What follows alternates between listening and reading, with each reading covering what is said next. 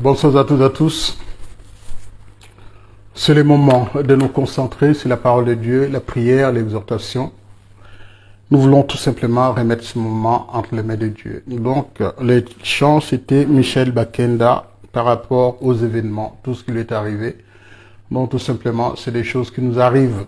Et on est obligé, des fois, on est obligé de passer par là pour rechercher, pour nous reconcentrer par rapport à la parole de Dieu. Donc ici, je vais nous inviter qu'on prenne un moment de prière et en même temps qu'on puisse se remettre en question. Donc ça n'arrive pas qu'aux uns, ça arrive aussi aux autres. Donc nous prions. Seigneur notre Dieu, nous te sommes reconnaissants pour tous tes bienfaits. Te remercions parce que tu as été avec nous toutes les journées. Seigneur, s'est réveillé, s'endormir, ce n'est pas une question d'habitude, c'est la grâce que Dieu nous accorde au jour le jour. En même temps, nous sommes passés par-ci par-là. Papa, tu nous as protégés, tu nous as gardés tout au long de la journée. Et nous voulons mettre ces moments à part. À part pour toi, Seigneur, pour que tu nous révèles des choses, pour que tu nous parles. Et la parole de Dieu dit, Dieu nous parle tantôt d'une manière, tantôt d'une autre. Il utilise tous les moyens pour nous exhorter, nous parler, en même temps nous avertir. Ce grand Dieu, c'est celui que nous adorons, les créateurs. Nul ne peut aller au Père sans passer par Jésus-Christ. C'est pour cela, ici, nous invoquons le nom de Jésus-Christ. En même temps, comme il a dit, je m'en vais vers le Père et je vous enverrai les paraclets. Les paraclets, celui qui est venu s'est révélé en la puissance par rapport à ce que Jésus avait promis, la personne du Saint-Esprit. Et que ce Saint-Esprit prenne le contrôle de toutes choses, tout ce qui va se passer ce soir, nous voulons les remettre entre les mains de Dieu. La parole de Dieu dit, recommande ton sort en l'Éternel. Nous allons nous recommander individuellement entre les mains de Dieu. Nous allons tout simplement nous approcher de lui. Nous ne savons pas ce qui est prévu, ce qui a été fait, mais Dieu est au contrôle. Nous voulons vraiment nous tourner vers lui ce soir et lui demander ce qu'il a prévu pour chacun de nous. Mes frères et sœurs, il est grand temps pour nous de nous interroger. Notre but ici et notre objectif ici-bas, c'est quoi? Qu'est-ce que nous voulons exactement? Qu'est-ce que la vie nous réserve? Nous ne savons pas. Dans la parole de Dieu, il dit le bonheur tant recherché. Ce bonheur-là, est-ce que se retrouve avec les biens matériels? La réponse est non. Notre bonheur en nous, en tant qu'enfants de Dieu, certes, nous avons besoin de biens matériels, mais le bonheur d'un enfant de Dieu, c'est le bonheur de se retrouver un jour en face à face, prosopon, face to face, avec le Créateur. Ce Dieu-là, c'est lui qui te tient, c'est lui qui tend sa main, qui veut que tu t'approches de lui et que tu saisisses sa main, cette occasion d'aller avec lui, de marcher avec lui. C'est pour cela, encore une fois, nous voulons dire un grand merci à notre Dieu pour le souffle de vie qu'il nous prête au jour le jour. Beaucoup sont ceux qui ne sont pas arrivés en ce jour et beaucoup sont ceux qui sont alités dans les hôpitaux. Beaucoup sont ceux qui sont en train d'agonir en ce moment même et d'autres veulent tout simplement partir et demandant ce qu'on appelle l'euthanasie. Mais malheureusement, Dieu ne veut pas que nous soyons de ceux qui donnent la mort. Nous ne pouvons pas donner la mort. Dieu demande à ce que nous choisissions la vie, car dans le livre de Deutéronome, il dit entre la vie et la mort, choisissez, et il nous recommande de choisir la vie. C'est pour cela que nous choisissons tous la vie. Mes frères et sœurs, nous avons vraiment besoin que nous soyons conduits par le Saint-Esprit. Le Saint-Esprit, on a fêté la fête des Pâques. Maintenant, nous commençons maintenant à attendre l'ascension, l'Assomption, tout ce que vous voulez, mais nous voulons tout simplement, individuellement, personnellement, quelle est la place qu'occupe Dieu dans ma vie. Dieu doit être notre priorité des priorités. Notre priorité, car il est notre abri, notre protecteur, notre refuge. C'est comme ceux qui partent en montagne, quand il ne va pas, quand il y a quelque chose qui ne va pas, ils se réfugient quelque part en attendant. Et nous, notre refuge à nous, c'est le Seigneur Jésus-Christ. Et c'est lui qui est notre protecteur, notre abri, qui vente, qui pleuve, qu'il neige. Dieu est au contrôle. Mon frère, ma sœur, j'espère que Dieu est au contrôle pour toi et pour moi. Remettons-nous entre les mains de Dieu et demandons-lui tout simplement qu'il nous conduise. Que l'Esprit de Dieu puisse vraiment nous réconforter, nous donner la force dont nous avons besoin pour nous exprimer. Les moments de prière, c'est un moment privilégié pour les enfants de Dieu, car dans la prière, à partir de la prière, nous pouvons échanger, nous pouvons parler à notre Père, le Créateur. Tu n'as pas besoin de faire de belles phrases, tu as besoin juste de dire ce qui est au fond de toi. Comme un enfant s'exprime auprès de ses parents, toi aussi tu as besoin de t'exprimer, de dire des choses à ton Créateur. C'est là que ton Père entendra. Car celui qui ne s'exprime pas, on se pose des questions. Pourquoi il est silencieux? Pourquoi il ne parle pas? Il y a quelque chose qui ne va pas. Donc, c'est le moment de questionnement. Et pour nous, en tant qu'enfants de Dieu, on ne peut pas être dans les questionnements. Car la réponse à notre question, à notre problème, se trouve auprès de Dieu. C'est pour cela que nous nous recommandons. La Bible dit, recommande ton sort à l'Éternel. Et en même temps, tourne ton regard vers le Seigneur. Comme les servants et les servantes ont les regards rivés sur le maître, la maîtresse, en train d'attendre. Nous avons notre regard fixé vers ce Dieu-là. C'est lui qui va te faire du bien. C'est lui qui va te tendre la main. C'est lui qui posera sa main puissante sur toi quand tu es malade, quand tu as besoin, tu as soif. Et ce Dieu-là, c'est le pourvoyeur par excellence. C'est ce Dieu-là qui te dit tout simplement, n'aie pas peur, je suis avec toi. N'aie pas peur. Il ne faut pas avoir peur. Dieu est avec toi. C'est lui qui pourvoira à tes besoins, ta matériel, physique, psychologique, moral. Dieu est le pourvoyeur. Tournons notre regard ce soir vers ce Dieu-là et gardons silence. Notre thème de ce soir, c'est bien celui-là, garde silence. Pourquoi devrais-je garder silence et à quoi ça sert? Nous écouterons ça tout à l'heure. Mais en attendant, mes frères et sœurs, nous sommes très contents de nous retrouver ce soir. Nous écoutons ça.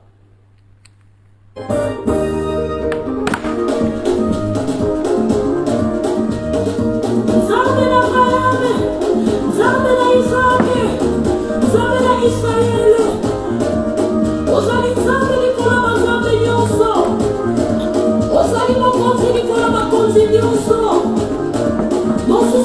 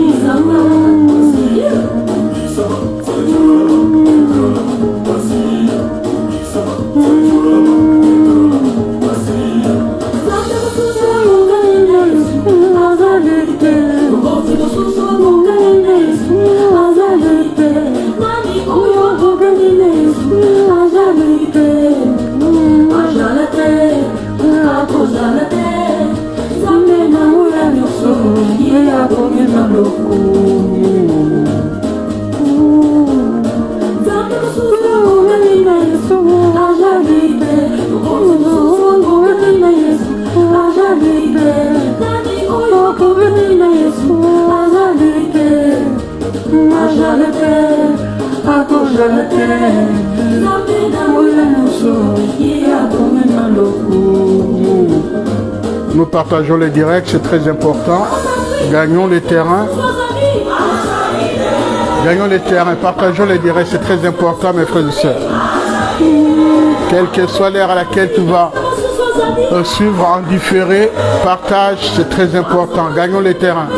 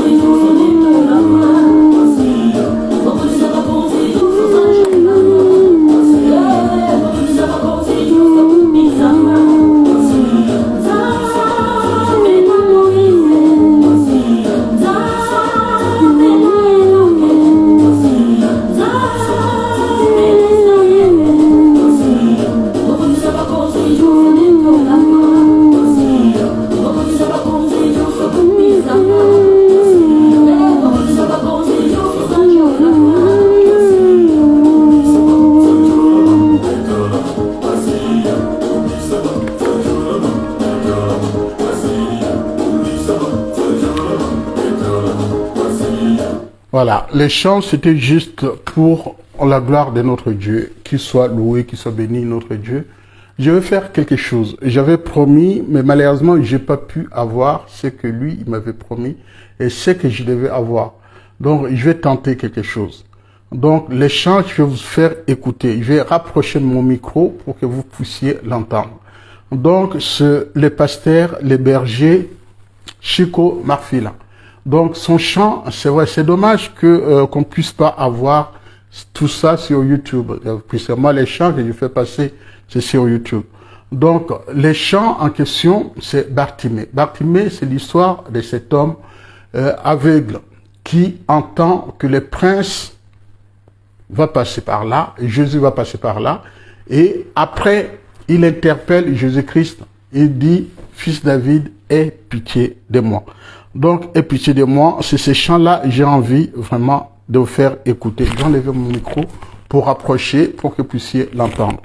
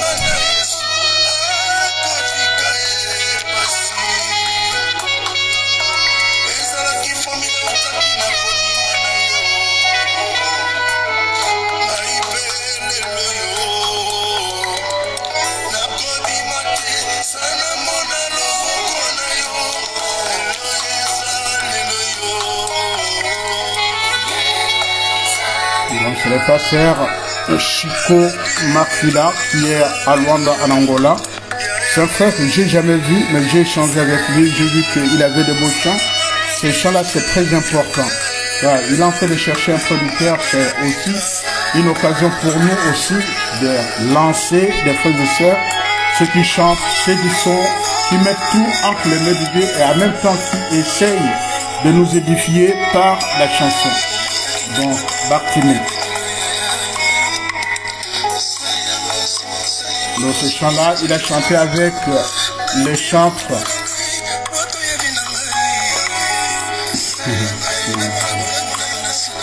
Moïse Matita.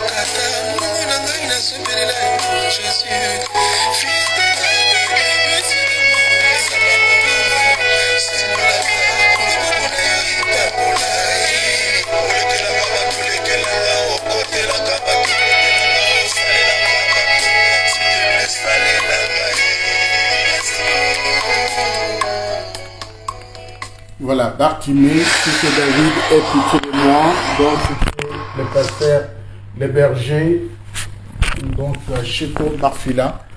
Il cherche un producteur. Si vous entendez, si vous nous prenez, vous nous suivez en direct ou en différé, si vous connaissez un producteur, c'est quelqu'un qui chante très bien. Donc je vous assure, il m'a envoyé les chants et celui-là, j'ai voulu par les moyens de bord vous faire écouter ces chants-là. C'est très important pour ses frères. Donc nous reprenons vraiment, comme d'habitude, nous reprenons tout.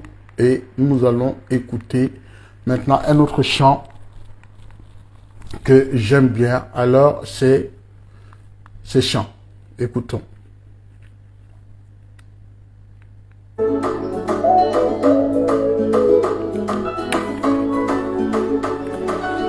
Nous sommes en Tanzanie avec Chris.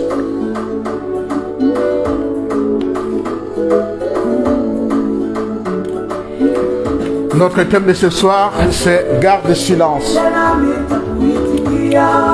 Appelle-moi, je te répondrai. Je vous traduis en même temps. Appelle-moi, je te répondrai.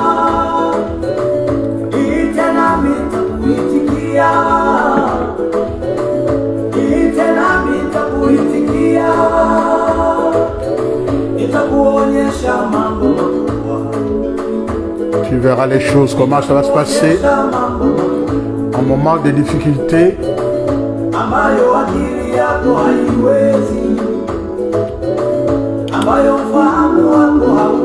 tu verras si je ne peux pas ou les choses que tu ne vois pas.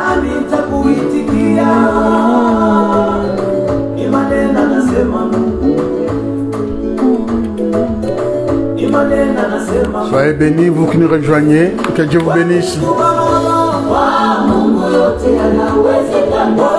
Toute chose est possible à Dieu. Il n'y a pas, aucune chose n'est difficile en Dieu. Tout est possible en Dieu.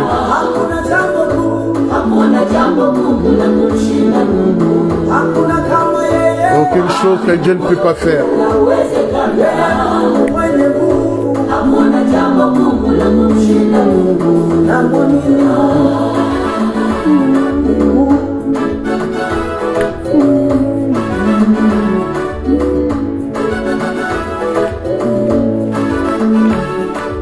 Encore une fois, j'en profite pour saluer mon petit Dikes, Armel. C'est le deuxième, vous qui regardez, tout en haut. Donc, qui nous regarde depuis le Gabon. Que Dieu te bénisse.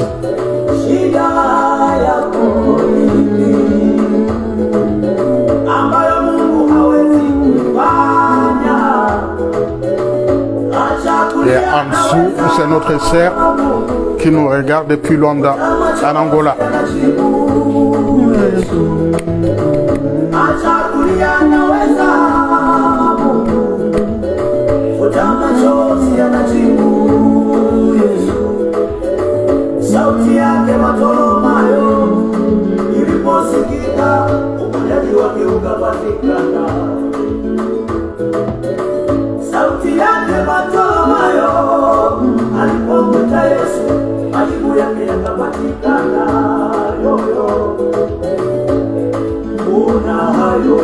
Tout est possible en Dieu.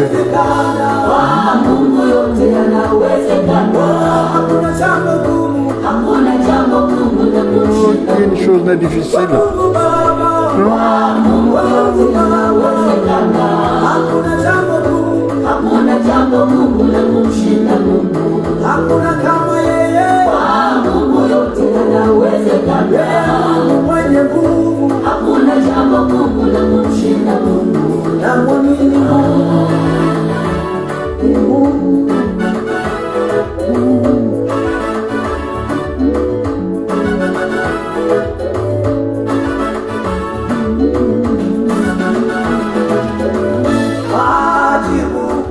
Le docteur a répondu, il a dit, tout obscur.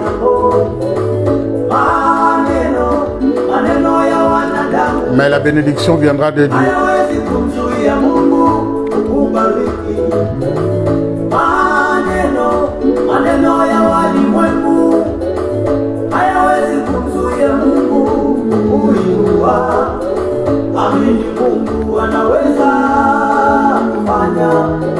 Amini Mungu anaweza tena.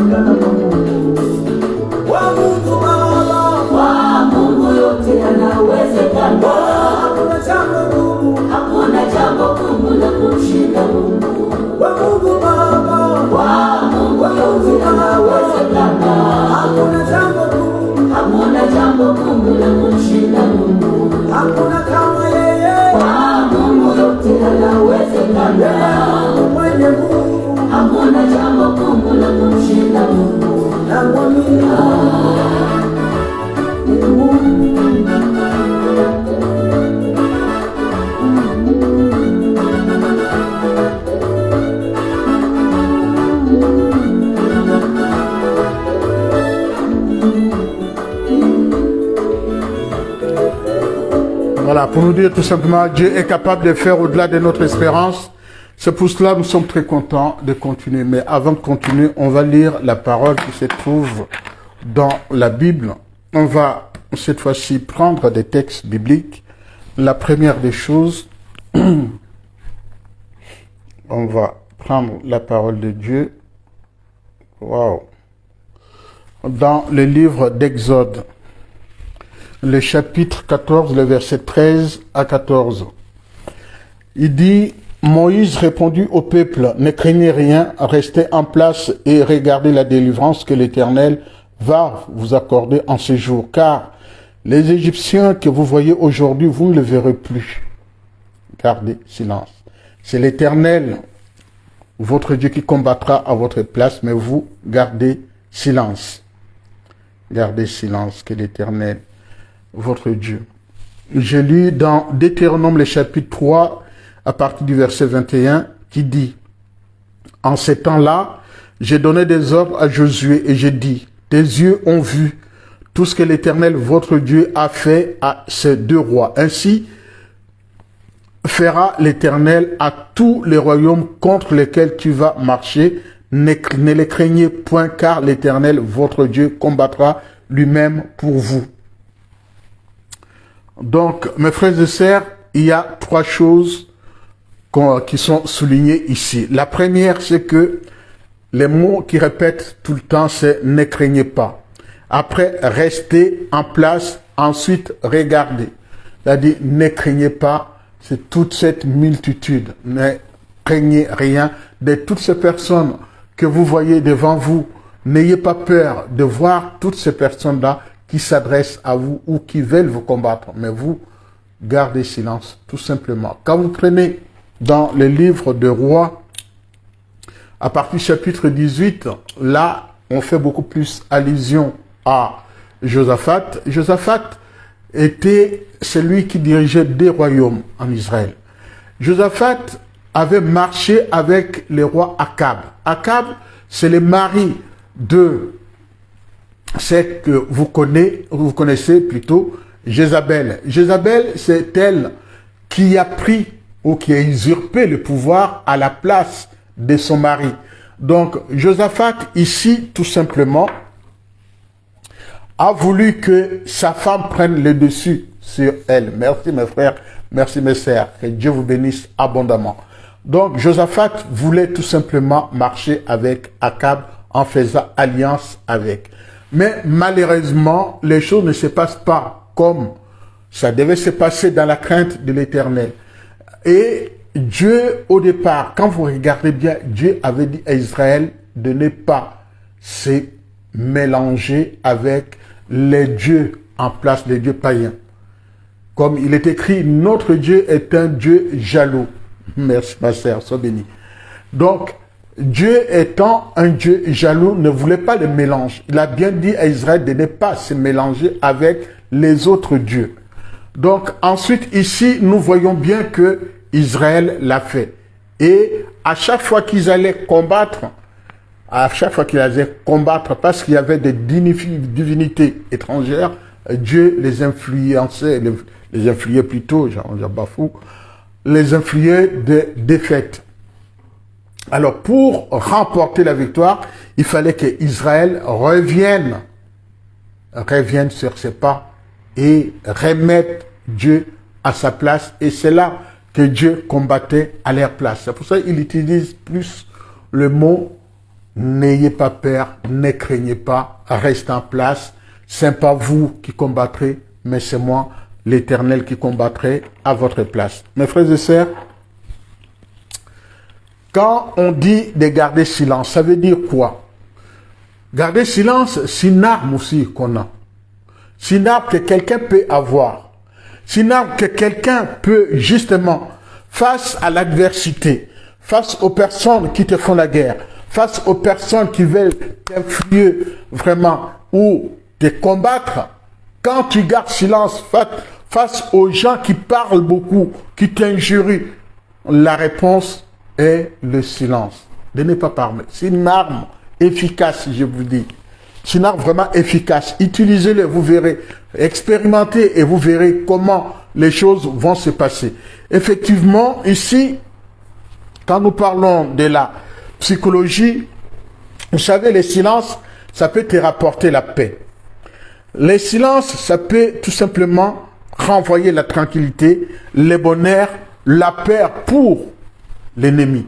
L'ennemi qui ne sait pas ta position, qui ne sait pas comment tu vas réagir, et en même temps, il aura peur. Par ton silence, tu vas lui influer beaucoup de choses, et cet ennemi-là ne pourra pas te combattre. Donc Dieu nous exhorte de garder beaucoup plus silence. Un enfant de Dieu doit garder silence. Ne les craignez pas, car l'Éternel, votre Dieu, combattra lui-même pour vous. Plus tu vas avoir peur, plus ces gens-là, ils vont t'attaquer. Plus tu vas vraiment garder silence, t'es confiant à l'Éternel. C'est lui-même qui dit, confie ton sort à l'Éternel. En te confiant à l'Éternel, vous voyez que Dieu sera avec toi. Dieu combattra pour toi. C'est le même Dieu qui ne te délaissera pas. C'est le même Dieu qui va se tourner vers toi. C'est le même Dieu qui pourvoira à tes besoins. Face à ta peur, il te dit tout simplement, n'aie pas peur. Je suis avec toi. Ne les craignez pas. Je suis avec toi. Quand tu prends le livre d'Ésaïe, voilà, le nouveau Messie, c'est celui qui réconforte, celui qui redonne la force. Quand tu vois les discours que tient Moïse, qui s'adresse à Josué pour la suite, il dit tout simplement, n'aie pas peur, n'aie pas peur, Dieu sera avec toi, comme il a été avec moi. Et en même temps, c'est le même Dieu qui va cette fois-ci utiliser les mêmes termes en disant à Josué, n'aie pas peur, je serai avec toi, ne crains rien, je serai avec toi. Une façon de les réconforter. Le silence, ça veut dire, ne veut pas, c'est pas un signe de faiblesse. Le silence, c'est tout simplement, c'est de te détacher plutôt. Au lieu de faire du tac au tac, celui-là qui parle, toi qui parles, personne n'écoutera personne. Donc, la meilleure des façons de faire, de procéder, c'est de ne pas répondre. De ne pas répondre. Laissez la personne s'exprimer. Comme elle a envie de parler, elle peut parler du matin au soir, mais toi, garde le silence tout simplement. Entre celui qui parle et celui qui ne parle pas, celui qui parle beaucoup perd beaucoup d'énergie et perd beaucoup de choses. Et celui qui ne parle pas, au contraire, s'économise et en même temps, il se maîtrise. Le silence, ça doit faire partie, ou ça fait partie de la maîtrise de soi. Tu te maîtrises. Tu n'as pas besoin de t'exprimer face aux attaques. Tu ne peux pas répondre aux attaques. Et Dieu te recommande tout simplement de garder silence. C'est pour cela, quand on vient t'arrêter, souvent on nous dit, garde silence, ne dis rien. Que tout ce que tu diras peut se retourner contre toi au tribunal. Une façon de te dire tout simplement, ferme ta bouche, excusez-moi, comme on dit vulgairement, ferme ta bouche. Tu n'as pas besoin de t'exprimer, tu n'as pas besoin de dire des choses pour donner l'occasion à la face, à l'adversaire, à l'ennemi de s'en prendre à toi. Garde tout simplement silence. En gardant silence, mon frère, ma soeur, et tu verras tout simplement les choses, comment ça va se passer. Le silence, c'est quelque chose qui vient au fond de toi. Au lieu de l'exprimer, tu regardes tout simplement comment les choses se passent. Et comment ton adversaire va faire. Le silence, c'est tout simplement, c'est de l'énergie que tu gagnes. Tu gagnes ton énergie. Tu les gardes pour toi. Tu n'as pas besoin de gaspiller l'énergie en parlant. Au contraire, celui qui parle gaspille, mais toi qui ne parles pas, tu gardes. Tu t'économises. On dit, économise ta salive. Donc tout simplement pour te dire mon frère, ma soeur, c'est une bonne occasion, en chaque circonstance, de ne pas trop parler et de parler vite. De prendre, quand il y a un groupe de gens, tu viens là, c'est toi, on n'entend que toi. Mais finalement, tu n'apprends rien. Avec le silence, en gardant silence, tu vas apprendre beaucoup de choses. De tout ce qui sera dit, tu vas apprendre beaucoup de choses. Même la parole de Dieu nous encourage de parler peu. De parler peu. À celui qui parle beaucoup, il ne retient absolument rien. Et toutes les paroles qui sortent de ta bouche peuvent t'accuser, peuvent déclencher beaucoup de choses aussi. Et des fois, on peut se poser des questions. Pourquoi il parle beaucoup? Il n'écoute pas. Donc le silence, c'est tout simplement une occasion pour nous d'écouter aussi, de faire attention et de mesurer la grandeur, la gravité de tout ce qui sortira de notre bouche. Entre celui qui parle et celui qui parle très très peu, il y a une grande différence. Est-ce qu'on a besoin d'aller à l'université pour avoir cet art-là de s'exprimer? La réponse est non. Il y en a qui parlent bien, qui n'ont jamais été à l'université.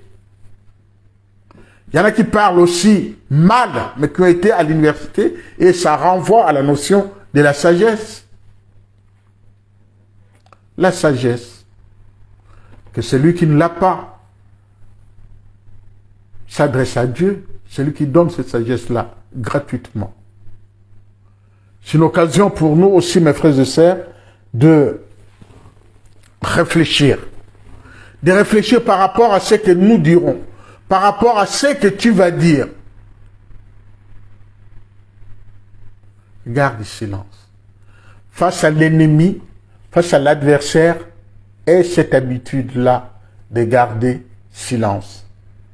Le silence, ça va te rapporter gros. Ça va te permettre de réfléchir, de penser, d'argumenter avec sagesse. Vous voyez, les hommes de Dieu, à qui Dieu s'est adressé, c'est tout à l'heure, je parlais de Jézabel, qui a menacé le prophète Élie dans sa fuite. Il s'est caché dans cette grotte. Et c'est là que Dieu, il entend vraiment ce bruit, grand bruit. C'est Dieu qui est en train de passer. Lui poser la question. Où es-tu? Que fais-tu ici?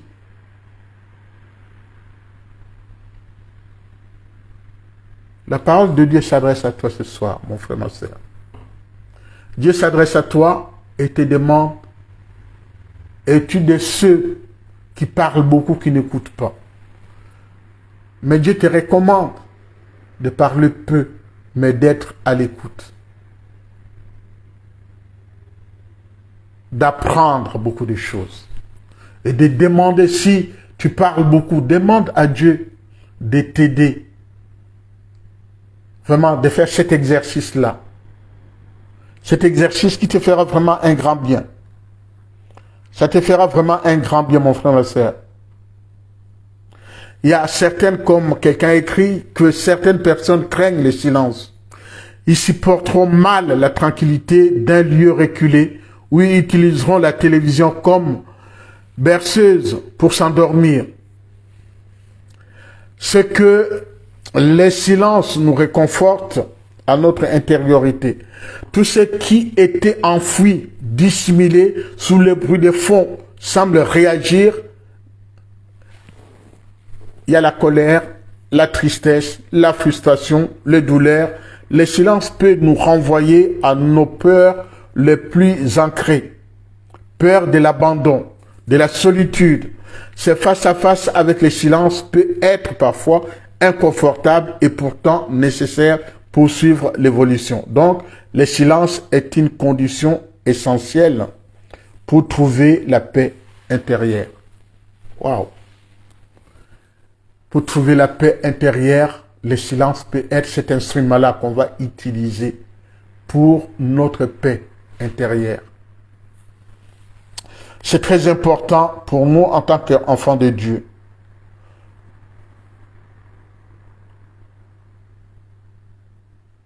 les textes de Exode, le chapitre 14, le verset 13, comme je l'ai lu tout à l'heure, je reprends.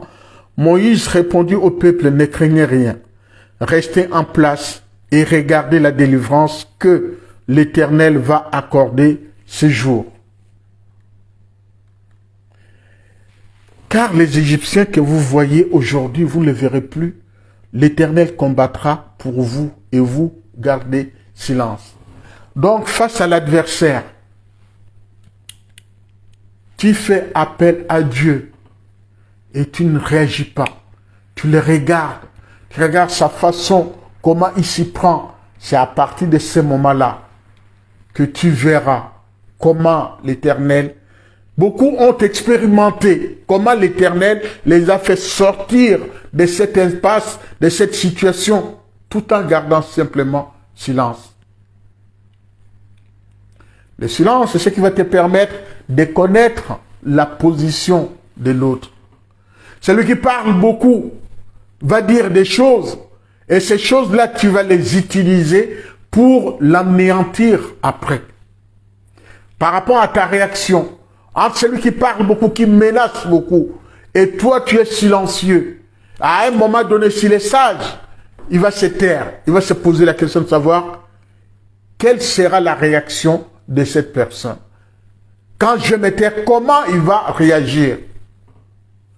Même quand tu arrives dans une réunion, dans une assemblée, tu verras les gens assis, parlant doucement, et toi, tu arrives en train de crier, ah, ah, ah. Les gens ils vont se dire, mais qu'est-ce qui lui prend, lui?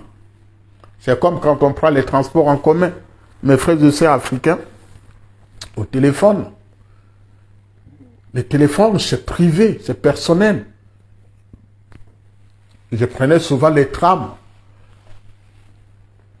Je montais à la gare de Paris pour ceux qui sont à Lyon. Mais en allant vers Vénissieux, au travail, vers les marchés là-bas, il y avait un frère camerounais qui entrait tout le temps et qui criait tellement au téléphone, il y avait les gens qui disaient « Chut, chut !» Et il s'énervait. Donc lui, il criait carrément. Donc, en train vraiment de déranger tout le monde. Et c'est les gens qui lui disaient tout simplement « Arrête !» Donc, le silence, c'est ce qui va te permettre d'être, des fois, en harmonie avec les autres. C'est pas en criant, en bavardant, que tu vas te faire comprendre. Non. Les gens te comprendront quand tu prendras l'attitude de quelqu'un de posé, de quelqu'un qui parle avec douceur. Tu vas te faire comprendre. Mais entre celui qui crie et celui qui parle avec douceur, on va plus comprendre et être attentif à celui qui parle avec douceur, celui qui crie. Le fait de parler à haute voix, ça, certaines personnes le prendront comme étant une sorte de menace. Et cela ne va pas arranger la situation, mes frères et sœurs. Dieu nous appelle tout simplement d'être silencieux. Il y a des moments dans la vie où il faut être vraiment calme, silencieux, écouter, voir et regarder, contempler les choses, comment ça se passe, comment elles se présentent. C'est pas celui qui va commencer à crier qu'on fera attention à cette personne-là, absolument pas. Il est grand temps aussi, nous, en tant qu'enfants de Dieu, de comprendre. Dans le livre d'Ecclésiaste, le chapitre 3, le verset 7, il est écrit, il y a un temps pour se taire et un temps pour parler. Il y a donc les silences qui sont justifiés et des silences coupables. Donc je me sens coupable, dans ce cas-là, je me tais tout simplement. Je n'ai pas besoin de parler. Et il y a certains silences aussi qui sont là parce que je me sens coupable. Et d'autres aussi, vraiment c'est justifié, je n'ai pas besoin de parler. Laissez-le parler. Ou encore moins, il y a des gens, ils vont te dire tout simplement, laisse-le parler. Pour que tu sois en paix, laisse-le parler. Donc toi, garde le silence. Face aux menaces, face aux injures, face aux querelles inutiles qui ne vont pas dans le sens de ce que tu attends, il vaut mieux que tu sois silencieux. Garde tout simplement, mon frère, ma soeur, garde le silence. C'est l'Éternel qui combattra ta place. Lui, il te fera du bien. Le silence, c'est ce qui va contribuer à ta santé. À ta santé. Celui qui parle beaucoup, tu ne sais pas, ce jour-là, il va y avoir une sorte de veine qui va se couper là-bas. Après, c'est un problème. Oui, il est tombé, il l'a versé, ainsi de suite, tu ne sais pas pourquoi. Des fois, il est préférable de se taire, de faire silence. Et si je vais plus loin, il y a des gens qui disent Dieu ne répond pas, il est silencieux. Ben, effectivement, comme tu prends le livre des rois, le chapitre 17-18, tu vas voir comment à Mont-Carmel, où le prophète Élie, face au prophète des Baals, comment l'échange va se faire entre Élie et les prophètes des Baals, à sortir de la moquerie de la place d'Élie, et la fin des fins, c'est presque le meurtre de plus de 400 prophètes des Baals. Et c'est là que Jézabel va se mettre en colère, va poursuivre le prophète Élie. Donc, il est vraiment important, nous, en tant qu'enfants de Dieu, de ne pas trop nous précipiter, mais d'être beaucoup plus à l'écoute plutôt. À l'écoute de la parole de Dieu. À nous intéresser vraiment à la parole de Dieu. Ça, c'est très important pour nous en tant qu'enfants de Dieu. Je n'ai pas besoin de beaucoup parler. J'ai besoin de faire silence des fois. Mais il y en a qui disent le silence de Dieu, c'est que Dieu n'est plus. Non. Le silence de Dieu doit être bénéfique pour nous, pour toi et moi. C'est une façon aussi de nous interroger, de nous remettre en question. Est-ce que Dieu m'entend? Est-ce que Dieu est absent? Non, Dieu n'est jamais absent. Dieu est toujours plus proche, il est toujours présent. Le fait de ne pas répondre ne veut pas dire que Dieu est absent, il s'est absenté. Comme le prophète Élie dit au prophète de Baal, votre Dieu est en voyage, il est en train de siester, il est occupé. C'est une façon de se moquer de leur Dieu. Et lui, quand il a invoqué le vrai Dieu, et la suite, Dieu a consumé son holocauste. Notre Dieu, ce n'est pas un Dieu lointain. C'est Dieu-là qui s'absente. Il ne s'absente pas. Il est omniprésent. Il est omniprésent. Il est toujours là. Mais maintenant, les gens peuvent se dire tout simplement pourquoi lorsqu'il est présent, il ne répond pas. Dieu est souverain. Il répondra à son temps. Le temps de Dieu n'est pas notre temps. Dieu répond quand il veut. Et en ce moment, là, vous verrez la différence.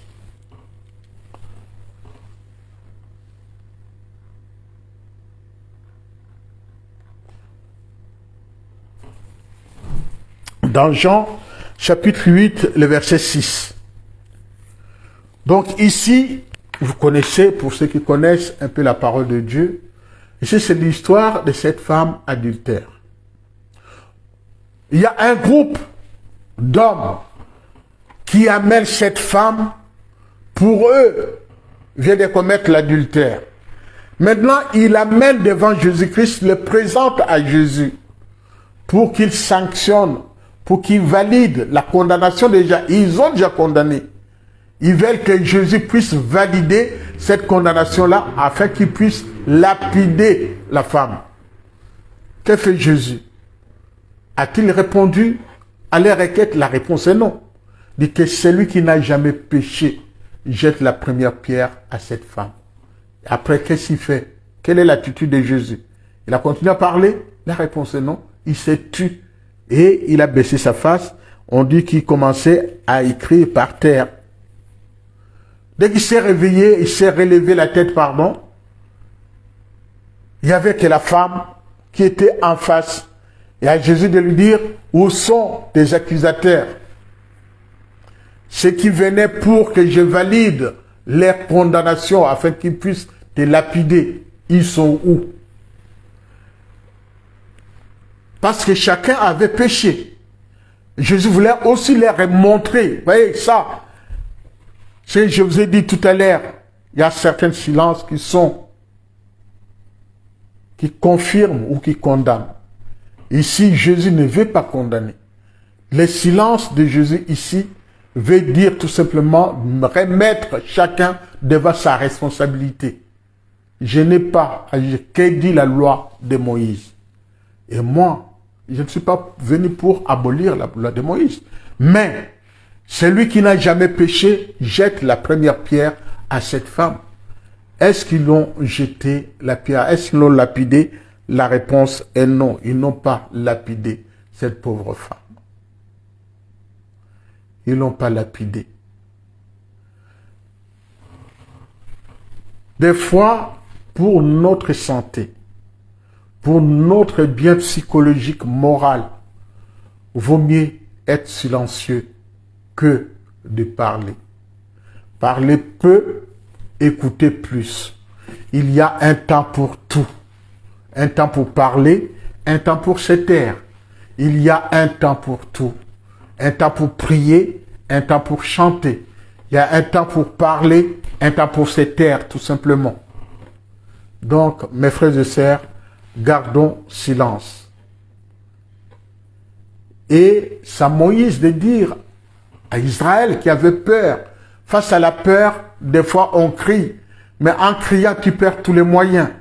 Et Moïse dit tout simplement, Exode chapitre 14, à partir du verset 13, ça ne sert à rien de crier. Mais les Égyptiens que vous voyez, que vous craignez, à qui vous avez vous-même vu ce que Dieu a fait en Égypte, et maintenant vous ne croyez plus à ce que ce Dieu-là est en train de faire. Maintenant, c'est les mêmes Égyptiens que vous voyez là. Vous ne les verrez plus.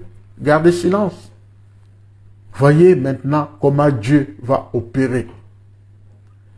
Et les résultats étaient là. Des fois, garde silence. Face à tes problèmes, face aux choses qui t'accablent tellement, garde silence. Dieu te fera du bien. Dieu va relever ta tête, frère ma soeur. N'aie pas peur, ne crains rien. Dieu est avec toi. Dieu sera avec nous. Dieu sera avec toi. Ce Dieu-là, ce n'est pas un Dieu lointain. Il n'est pas si loin que ça, mon frère, ma soeur. S'il te plaît. Il n'est pas loin. Dieu répondra à ta prière.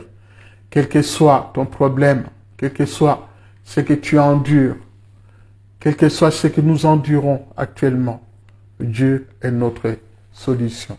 Nous allons prier maintenant.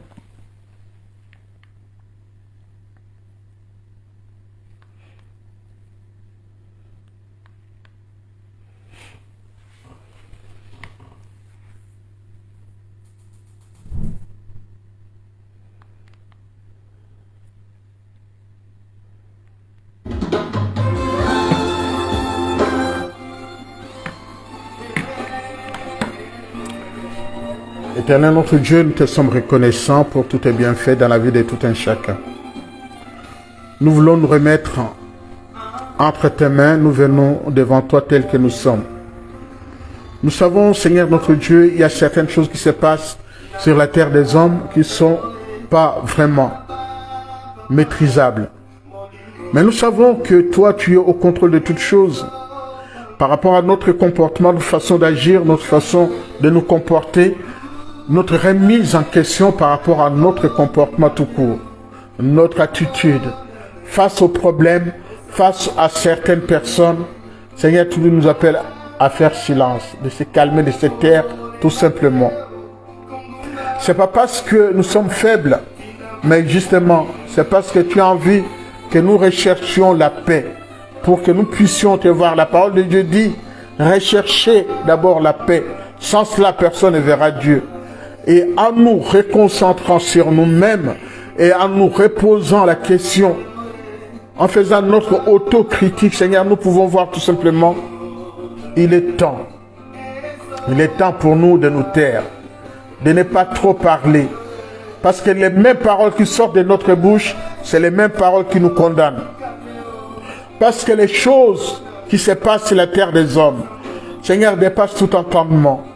Et c'est pour cela, Seigneur, notre Dieu, ce soir, je te demande que tu puisses visiter tout un chacun, de nous faire du bien, de nous tenir par la main, d'être prompte à écouter, au lieu de perdre notre souffle en parlant. Rien qu'en parlant, nous sortons des objectifs que tu as fixés pour tout un chacun.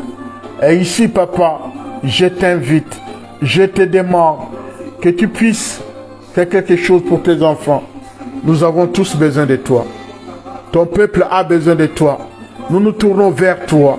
Éternel notre Dieu, encore une fois, nous voulons te dire notre reconnaissance pour tous tes bienfaits. Seigneur, ne nous oublie pas. Ne nous laisse pas tomber. Ne nous laisse pas tomber.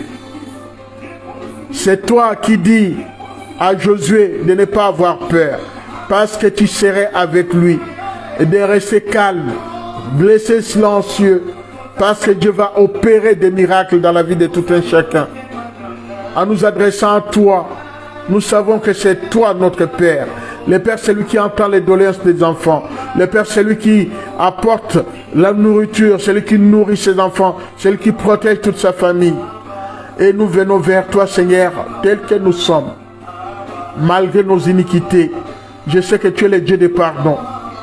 Crucifié, mais ressuscité. Tu as remporté la victoire sur la mort. Seigneur, notre Dieu, il n'y a plus de condamnation pour ceux qui sont en Christ, dit la parole de Dieu. C'est pour cela, encore une fois, Seigneur, il n'y a aucune condamnation. Aucune. On peut nous mépriser, nous rejeter, nous marcher dessus, mais nous savons une chose, que notre Dieu est capable de faire au-delà de notre espérance.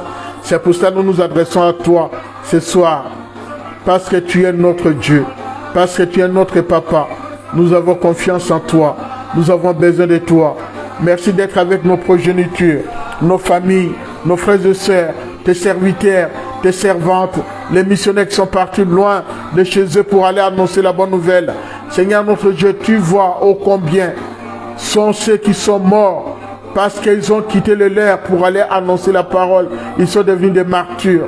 Seigneur notre Dieu, nous qui sommes vivants, c'est parce que nous le méritons plus que. Seigneur notre Dieu, tu es celui qui nous tend la main tendue ce soir. Je te demande que tu fasses du bien à tout un chacun, que tu fasses du bien à quelqu'un ce soir et que tu puisses poser ta main sur chacun de nous individuellement. C'est pour cela, Papa, je te demande tout simplement que toutes les personnes qui sont malades, ceux qui te recherchent puissent te trouver. Par la foi, Seigneur, j'impose ma main sur toutes les personnes malades maintenant. Et je proclame la guérison dans le nom de Jésus. Seigneur notre Dieu, que toutes les personnes qui te cherchent, par la foi, je dis, ils te trouvent sur les routes dans le nom de Jésus. Les pauvres, les nécessités, ceux qui n'ont rien à manger. Seigneur, tu es Dieu pourvoyeur, tu pourvoiras à leurs besoins. Seigneur notre Dieu, que tous tes enfants, ceux qui se confient en toi, puissent te trouver ce soir. Merci de nous bénir tout un chacun, en même temps de nous visiter partout où nous sommes. Nous avons confiance en toi. Éternel notre Dieu, sois avec nous. Nous te remettons cette nuit. Seigneur notre Dieu, que ce soit une occasion pour nous de nous reposer, de recharger des batteries, de repartir sur de bonnes bases. Nous te sommes reconnaissants et disons un grand merci. Merci Papa. Merci pour tout.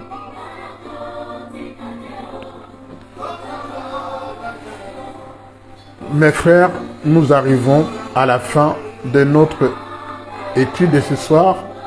Nous disons tout simplement que notre Dieu est avec nous. Notre Dieu est celui qui nous tend la main. La main tendue de Dieu, ça doit être une occasion pour nous de nous ressourcer, de repenser notre vie ici-bas.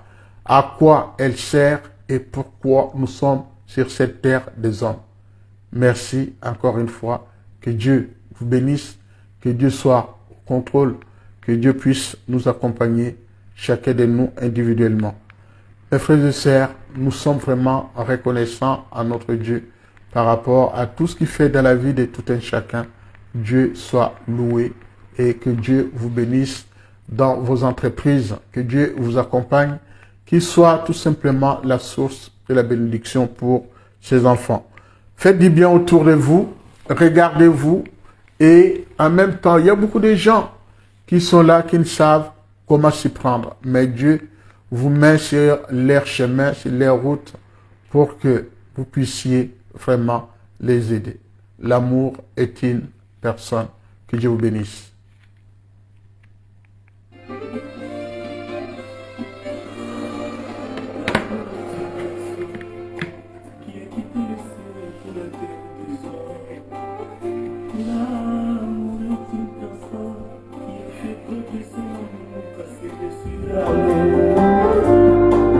L'amour est une personne qui a goûté à l'amour pour acheter les morts.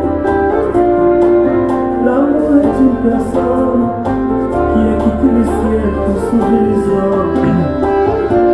J'aime tous les cieux, je demande dans mon cœur. Et mon cœur brille d'amour pour toi. Tu es mon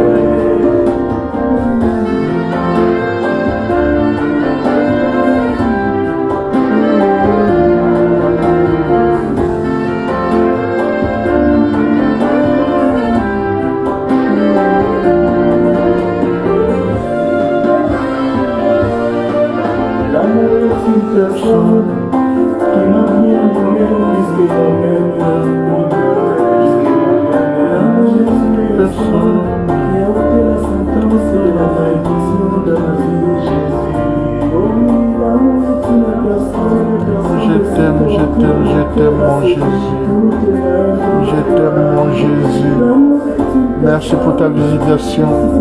Merci de nous faire du bien. Merci de nous accompagner. Saint-Esprit, sois au contrôle de toutes choses. Merci pour la main tendue. Nous voulons avancer avec toi. Ne nous oublie pas. Ne nous laisse pas. Merci encore une fois. Tu es notre Dieu. Tu es capable de faire au-delà de notre espérance. C'est pour ça que nous nous tournons vers toi encore une fois ce soir pour te dire un grand merci. Éternel notre Dieu, je te suis vraiment content, je te suis reconnaissant pour tout ce que tu fais dans ma vie, dans la vie de tous les miens. Merci de ta visitation, la gouvernance de notre vie. Seigneur, là où les portes se fermaient autrefois, tu les déverrouilles. Seigneur, tu ouvres les écluses des cieux pour tout un chacun. Nous voulons entrer dans tes parvis. Seigneur notre Dieu, tu es capable, Seigneur notre Dieu. Nous avons besoin de toi. Sois béni au nom de Jésus-Christ, notre Seigneur. Voilà, nous sommes arrivés vraiment à la fin de notre temps passé en présence de notre Dieu. Que Dieu vous bénisse. Passez un très bon week-end en présence de notre Dieu. Pour ceux qui se préparent pour veiller ce soir, voilà, que Dieu vous accompagne, que Dieu soit avec vous et que Dieu puisse se révéler dans votre vie. Passez un bon week-end. Pour ceux qui ont déserté l'église, il est temps, et la parole de Dieu dit, il est bon pour des frères de demeurer ensemble. En même temps, il rajoute, ne fuyez pas votre assemblée. Ne fouillez pas votre assemblée. Retournez à l'église. Et Dieu peut se révéler à l'église au lieu de rester chez soi. Ne trouvez pas d'échappatoire. Retournez à l'église. D'ici là, portez-vous bien. Partagez les directs. Je suis reconnaissant pour tout ce que vous faites. Vous êtes de plus en plus nombreux à nous suivre. Je suis vraiment reconnaissant que Dieu vous bénisse abondamment. Passez une belle nuit et un très bon week-end. À très bientôt.